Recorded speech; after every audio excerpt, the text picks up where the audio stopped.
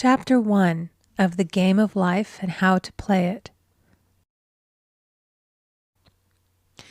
The Game of Life and How to Play It by Florence Scovel Shinn. Chapter 1 The Game. Most people consider life a battle, but it is not a battle, it is a game. It is a game, however, which cannot be played successfully without the knowledge of spiritual law. And the Old and the New Testaments give the rules of the game with wonderful clearness. Jesus Christ taught that it was a great game of giving and receiving. Whatsoever a man soweth, that shall he also reap. This means that whatever man sends out in word or deed will return to him. What he gives, he will receive. If he gives hate, he will receive hate. If he gives love, he will receive love. If he gives criticism, he will receive criticism. If he lies, he will be lied to. If he cheats, he will be cheated. We are taught also that the imaging faculty plays a leading part in the game of life.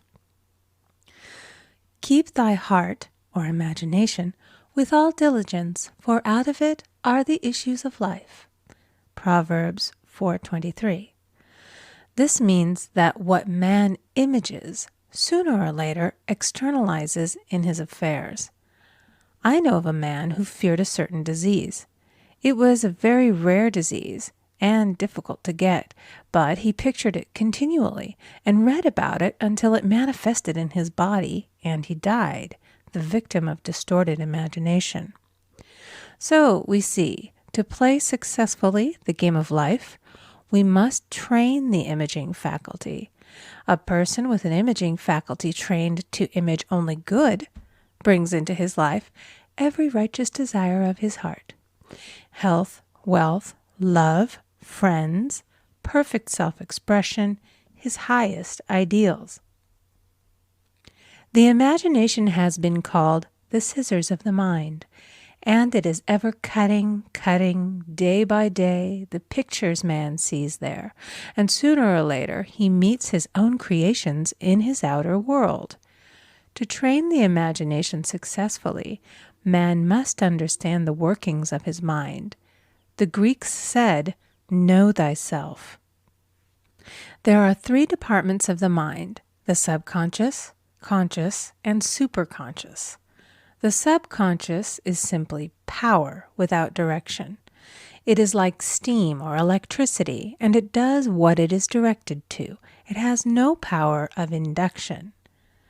Whatever man feels deeply or images clearly is impressed upon the subconscious mind and carried out in minutest detail. For example, a woman I know, when a child, always made believe she was a widow.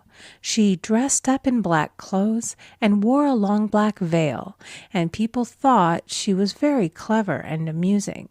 She grew up and married a man with whom she was deeply in love.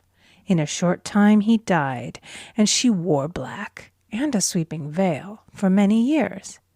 The picture of herself as a widow was so impressed upon the subconscious mind, and in due time worked itself out regardless of the havoc created. The conscious mind has been called mortal or carnal mind. It is the human mind and sees life as it appears to be. It sees death, disaster, sickness, poverty, and limitation of every kind, and it impresses the subconscious. The superconscious mind is the God mind within each man and is the realm of perfect ideas. In it is the perfect pattern spoken of by Plato, the divine design, for there is a divine design for each person. There is a place that you are to fill and no one else can fill, something you are to do which no one else can do. There is a perfect picture of this in the superconscious mind. It usually flashes across the conscious as an unattainable ideal, something too good to be true. In reality, it is man's true destiny, or destination flashed to him from the infinite intelligence which is within himself. Many people, however, are in ignorance of their true destinies and are striving for things and situations which do not belong to them and would only bring failure and dissatisfaction if attained. For example, a woman came to me and asked me to speak the word that she would marry a certain man with whom she was very much in love. She called him A.B. I replied that this would be a violation of spiritual law, but that I would speak the word for the right man, the divine selection, the man who belonged to her by divine right. I added, if A.B. is the right man, you can't lose him, and if he isn't, you will receive his equivalent. She saw A.B. frequently, but no headway was made in their friendship. One evening she called and said, "Do you know, for the last week, A.B. hasn't seemed so wonderful to me." I replied, "Maybe he is not the divine selection. Another man may be the right one." Soon after that, she met another man who fell in love with her at once and who said she was his ideal. In fact, he said all the things that she had always wished A.B. would say to her. She remarked, it was quite uncanny. She soon returned to his love and lost all interest in A.B. This shows the law of substitution. A right idea was substituted for a wrong one. Therefore, there was no loss or sacrifice involved. Jesus Christ said, "Seek ye first the kingdom of God and his righteousness, and all these things shall be added unto you." And he said the kingdom was within man. The kingdom is the realm of right ideas, or the divine pattern. Jesus Christ taught that man's words played a leading part in the game of life. By your words ye are justified, and by your words ye are condemned. Many people have brought disaster into their lives through idle words. For example, a woman once asked me why her life was now one of poverty, of limitation. Formerly she had a home, was surrounded by beautiful things, and had plenty of money. We found she had often tired of the management of her home and had said repeatedly, "I'm sick and tired of things. I wish I lived in a trunk." And she added, "Today I am living in that trunk." She had spoken herself into a trunk.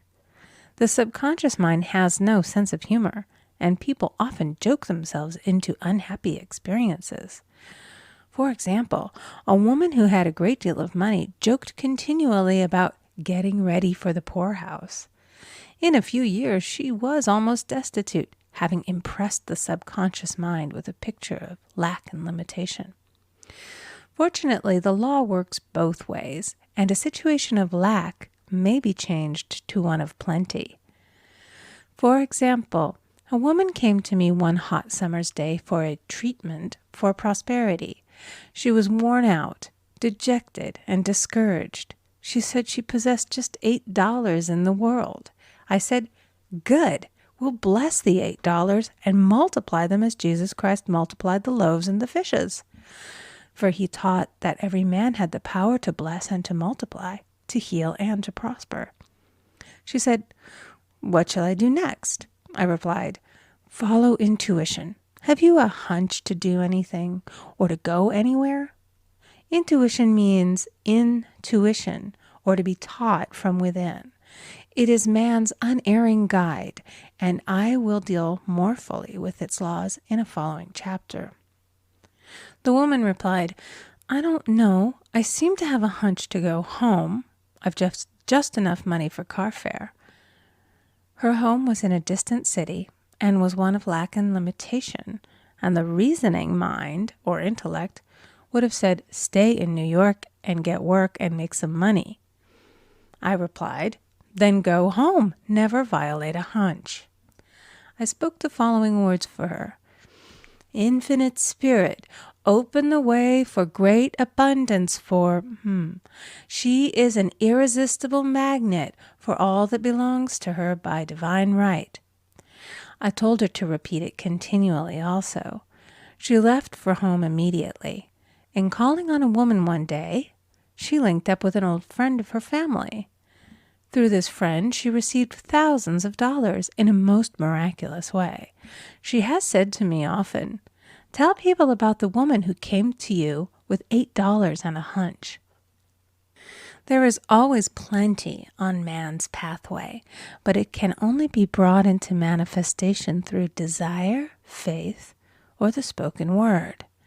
Jesus Christ brought out clearly that man must make the first move. Ask, and it shall be given to you. Seek, and ye shall find.